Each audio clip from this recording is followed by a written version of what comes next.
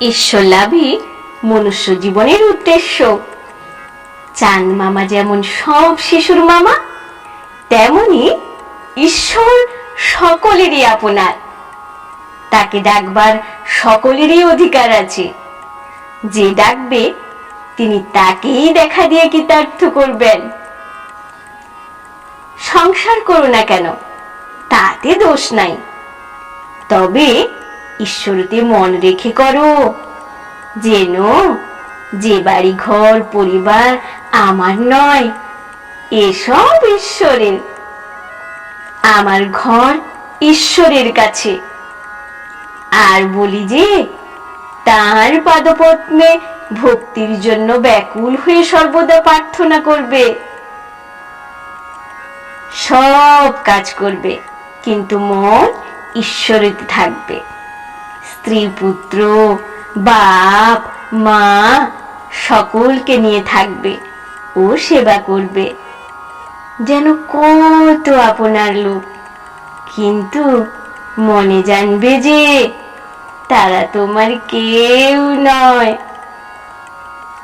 এক হাতে কর্ম করো আর এক হাতে ঈশ্বরকে ধরে রাখো। কর্ম শেষ হলে দুই হাতে ঈশ্বরকে ধরবে। ঈশ্বরে ভক্তি লাভ না করে যদি সংসার করতে যাও, তাহলে আরো জড়িয়ে পড়বে।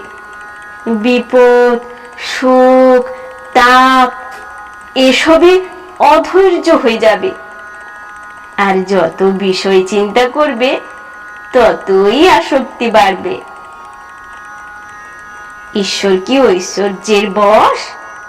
তিনি ভক্তির বশ। তিনি কি চান?